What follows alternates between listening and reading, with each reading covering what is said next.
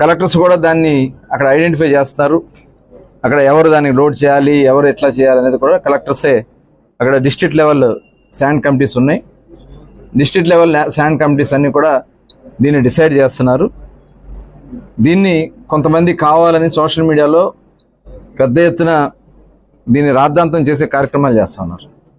కొంతమంది దళారులు చేరి రేట్లు పెంచినట్టుగా చూపించి దోపిడీ చేయాలని ప్రయత్నం చేస్తున్నారు.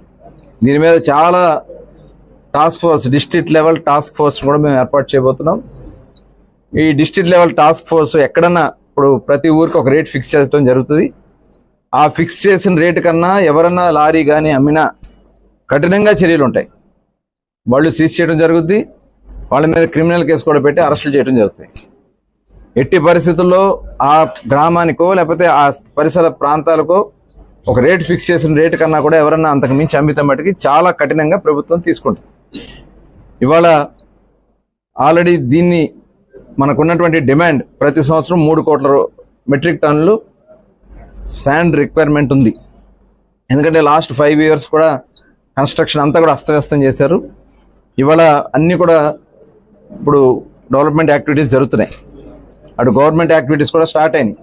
ఎన్ఆర్జీఎస్ ఫండ్స్ కానీ 15th ఫైనాన్స్ ఫండ్స్ కానీ ఇవాళ పెద్ద ఎత్తున డెవలప్మెంట్ యాక్టివిటీస్ అన్నీ కూడా జరుగుతూ ఉన్నాయి. అలాగే ప్రైవేట్ సంస్థలు కూడా ముందుకు వచ్చి అటు రియల్ ఎస్టేట్ కానీ అదేవిధంగా బిల్డింగ్ కన్స్ట్రక్షన్స్ కానీ పెరిగినాయి. యాక్టివిటీ పెరిగిన తగిన విధంగా ఆ డిమాండ్కి రీచ్ కావాలని ఇవాళ మేము అన్నీ కూడా ప్లాన్ చేస్తున్నాం. ఒక పక్క బోట్మెన్ సొసైటీస్ నుంచి ఇవ్వడం జరుగుద్ది.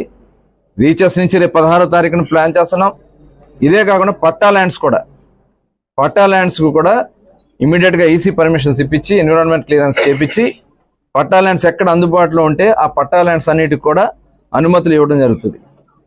అదే వాళ్ళకు కూడా చాలా రీజనబుల్ ప్రైస్కి ఇవ్వడానికి అన్ని కూడా ఫిక్స్ చేయడం జరిగింది. రోబో శాండ్ కూడా మేము ప్లాన్ చేస్తాం. రోబో శాండ్ కూడా మరి డిమాండ్కి తగిన విధంగా రోబో శాండ్ కూడా చేసి ఈ 4 ఏరియాల నుంచి కూడా మనకి ఈ ఉన్నటువంటి డిమాండ్కి తగిన విధంగా ఎక్కడా కూడా లోటు రాకుండా శాండ్ మట్టికి మరి కిందసారి వాళ్ళు చేసినట్టు తప్పిదాల వల్ల ఇవాళ ఈ పరిస్థితి వచ్చింది. ఇవాళ దూరాలు పెరగడం వల్ల కొన్ని ఇబ్బందులు వస్తున్నాయి. అలాగే కొన్ని చోట్ల మేము ఆల్రెడీ చెప్పాం, సొంత ట్రాక్టర్లు ఉన్నా సొంత ఎడ్లబళ్ళు ఉన్నా వాళ్ళ కన్స్ట్రక్షన్ కోసం వాళ్ళే తీసుకుని వెళ్ళొచ్చు. అక్కడ సీనరేజ్ ఛార్జెస్ కట్టుకుని తీసుకెళ్ళిపోవచ్చు.